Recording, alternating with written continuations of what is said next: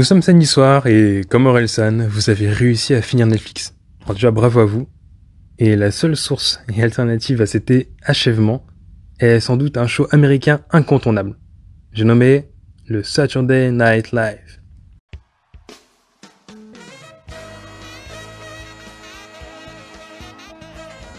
Bon, je vous explique rapidement le concept et le format de l'émission.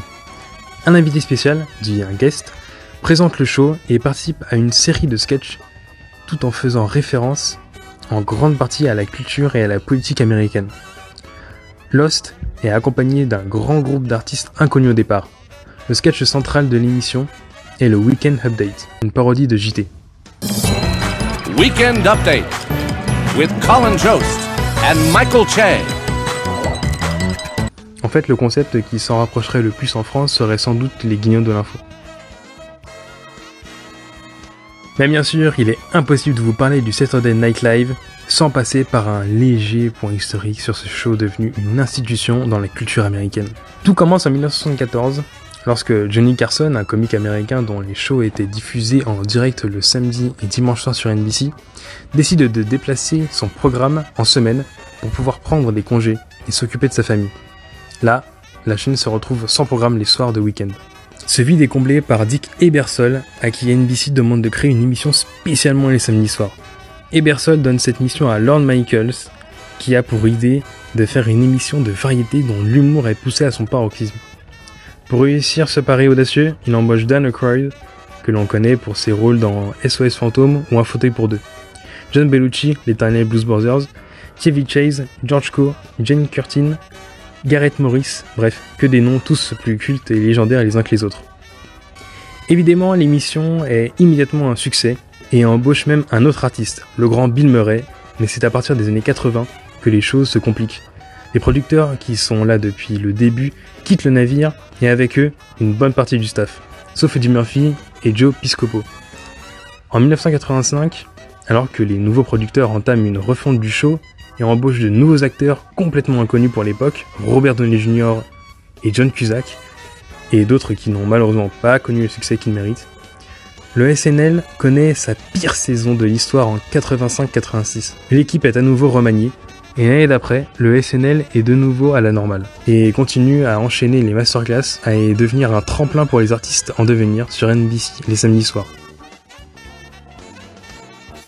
Ce qui fait la force de cette émission, c'est évidemment la diversité des personnages qui permet à tous les téléspectateurs de pouvoir s'identifier aux personnages. C'est un format qui pourrait bien s'appliquer à notre génération en sachant qu'on a une facilité à se sentir représenté par des personnes via un storytelling ou tout simplement un jeu d'acteur. C'est aussi ce qui explique le succès des séries de nos jours. On voit des personnages évoluer au fur et à mesure que nous évoluons nous aussi. Maintenant, est-ce que ce type de format fonctionnerait en France ? Eh bien, oui et non. Le point positif, c'est que les nouveaux médias et les plateformes de streaming gratuites comme Twitch ou YouTube peuvent permettre ce genre de format d'émission. Le seul bémol sera sans doute sa durée qui est de seulement 1 heure. Et tout ça sans compter les pubs. Parce que vous n'oubliez pas qu'aux États-Unis, les coupures ne durent pas 6 minutes comme sur TF1. En réalité, c'est une coupure de quasi 10 minutes, toutes les 8 minutes en moyenne. Ce qui fait que les sketchs sont rythmés à travers les coupures. C'est un peu le modèle qui est en train de nous vendre YouTube depuis que ces derniers ont lancé leur formule premium au final. Par ailleurs, pour comprendre l'humour du SNL, il faut bien sûr connaître un minimum la culture américaine. Ce qui est plus que facile pour nous maintenant vu qu'on a internet et que se cultiver n'a jamais été aussi facile. Mais cet effort peut aussi devenir un frein pour cette émission. Le point négatif du show est que l'image du SNL peut aussi paraître has-been en sachant que l'émission est juste une simple suite de sketchs, c'est-à-dire que c'est le contenu que l'on peut retrouver sur YouTube assez facilement avec le Palma Show par exemple, vu que ces derniers ont également un pied dans le monde de la télé avec des prime time sur TF1. Ce type de format qui sert juste à plaire à nos parents et qui risque peut-être de desservir à la cause en essayant de toucher un grand public. D'ailleurs, vous vous souvenez quand je vous parlais de la culture américaine ? Je vois mal une personne âgée regarder toutes les 5 minutes sur internet pour savoir de quoi se moque le sketch en question. Pour conclure, le SNL est un immense classique qui a su se renouveler en fonction des époques et a même une possibilité de s'exporter à l'étranger, comme au Québec, et pourquoi pas en France. D'ailleurs, je sais même pas pourquoi je pose ces questions, car dites-vous que l'exercice a déjà été tenté en France.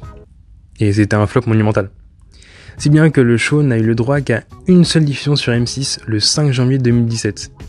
C'est vrai que c'est assez récent, mais le flop était prévisible. Le line-up affichait des acteurs célèbres comme Ahmed Silaha, Jamel Debbouze ou encore Malik Bentala.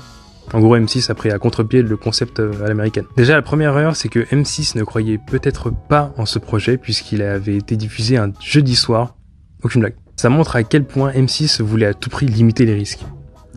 D'ailleurs, on va sans doute parler du manque de professionnalisme avec de l'amateurisme en tout point, des comédiens qui sont beaucoup plus connus que les sketchs en eux-mêmes et qui se reposent uniquement sur leurs acquis. Quant à l'audience, elle a ramené quand même 3,8 millions de spectateurs en semaine et c'est un plutôt joli score pour une émission inconnue en France.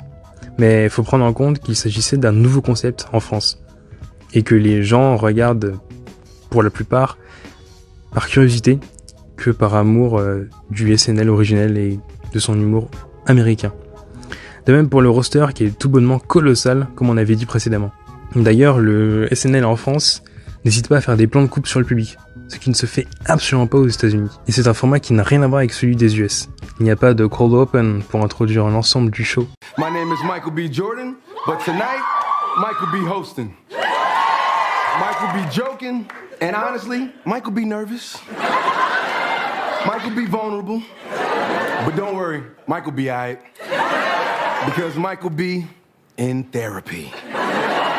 Pas de voix off pour présenter les comédiens par exemple. Andrew Dismukes.